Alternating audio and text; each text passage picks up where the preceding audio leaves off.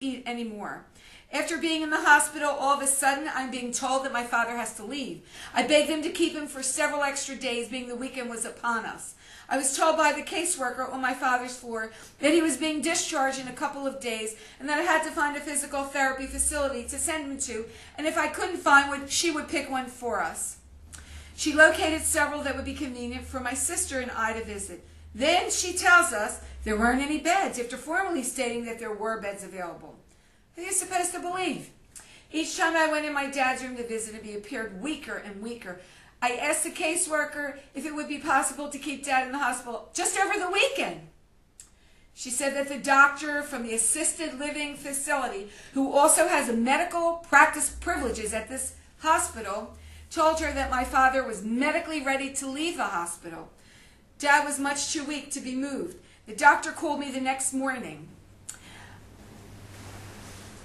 And I told him I didn't want my father to be moved. I told him that the caseworker said that the doctor said there's no reason to keep Mr. Sarnoff here any longer. And he called the caseworker a liar. The doctor said, I am an honest man. I will take a polygraph for every word I have produced here. The doctor said, I am an honest man. Later that day, the caseworker again told me my father had to be discharged on the doctor's order. I again had her call the doctor in front of me. Her back was turned away from me, although I was close enough to hear her conversation. The doctor told the caseworker to call the cardiologist who was overseeing my father's care at the hospital to see if he could find any reason to keep Daddy a few more days. But the cardiologist said no, with a chuckle. And how the way I know that, because she was laughing, standing right next to her. I received a notice. Everyone receives a notice that if you are dissatisfied with an early discharge from the hospital, that you can in fact file an appeal to stay. I did so and of course lost because of the wonderful doctor who said my father was medically stable to be discharged. With the help of the caseworker, she found a facility further out on the main line. My sister and I were told that the physical therapy there was excellent. The next day, my sister and I told Dad that he was going to this lovely facility and that he would receive excellent care there. My father was no fool. What a nightmare this place turned out to be. The ambulance brought Dad, my sister and I to the facility. As soon as my father was placed in his bed, the RN in charge came in the room, punched my father in the arm with something. I said, what the hell did you just do?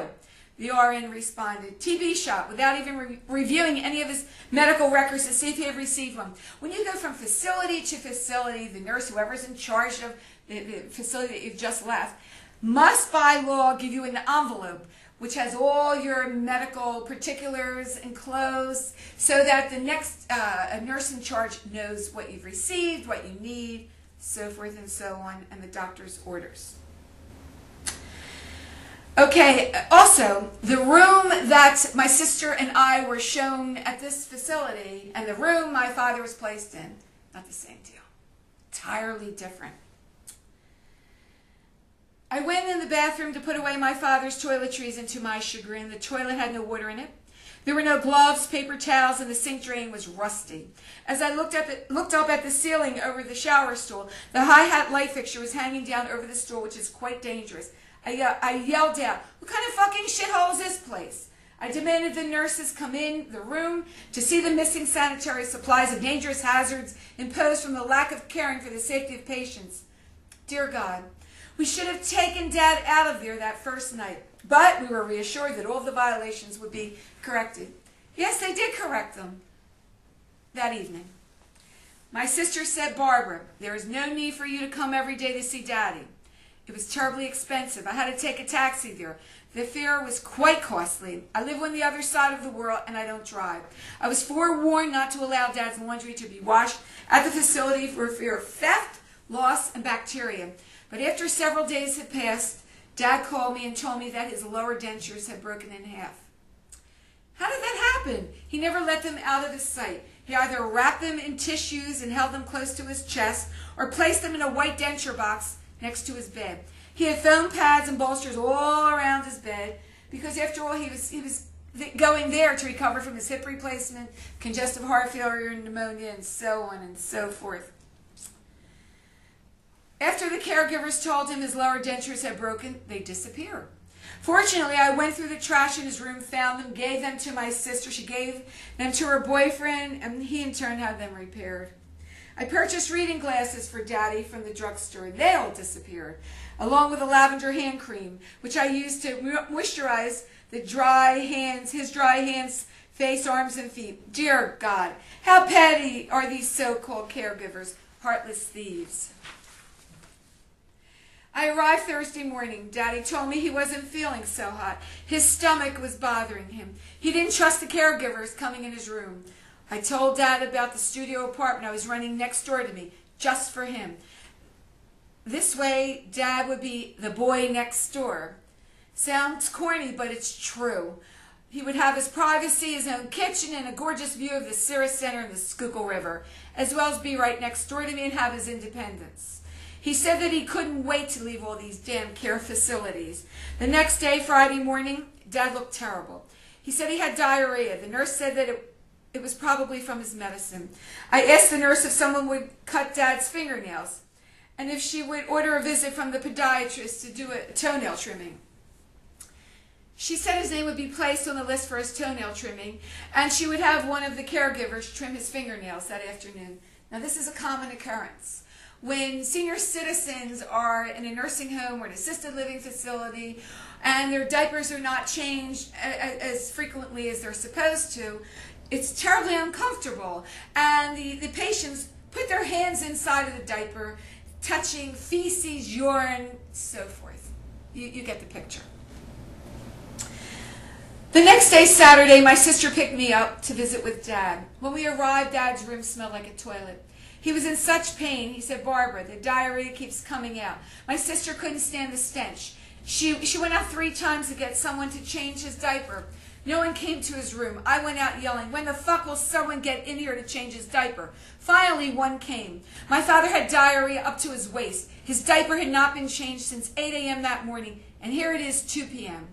Poor Dad. I stayed in the room and to my horror, watched as the caregiver finally came in, pulled down the sheet and blanket, exposing my father's lower extremities, covered with diarrhea from his waist down to his knees. How could they allow a human being to lie in that state for 6 hours? Sometimes they leave patients for days like that, in that state. That's when they become catatonic. They can't even focus on anything. I heard in the past that these types of horrors occurred, but you would never think of this happening to your own family member. After Dad was cleaned up, his entire bed ensemble changed, I walked over to hold his hand, and to my horror, his hands were caked with dry urine, with feces under his nails. I took the kidney-shaped plastic bowl, washed it thoroughly, washed Dad's hands and arms up to his elbows with soap and water, washed the kidney-shaped plastic bowl again, this time filling it with lavender, liquid soap, and water. Remember my telling you the lavender moisturizing cream was stolen? Well, thank God they left his liquid soap. I soaked his nails and hands. The smell of lavender has a very calming effect on people, on their senses. After I cut his fingernails, my sister and I called the head nurse in to let her know that her assistant caregivers did not cut Daddy's nails. She walked over to my father and said, "Look how nice and clean and short his nails are." My sister and I looked at each other. I said to the nurse, "No, dear, Barbara, Maxie's daughter, just finished completing the nail cleansing and cutting." I walked over to the trash can and pulled out the paper towels with a surprise folded inside them. I did this on purpose.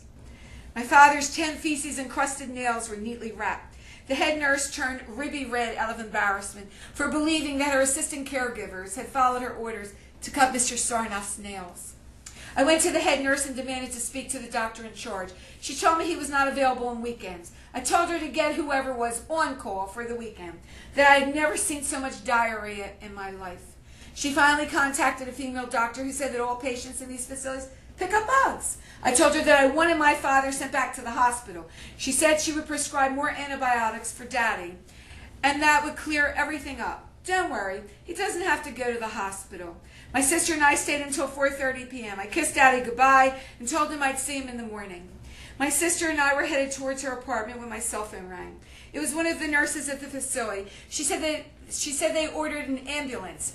"Your father's pressure is dropping so rapidly and the diarrhea is pouring out of him. What hospital shall we send your father to? Which hospital do you prefer?" My sister chose the hospital closest to where she lived, and we headed for the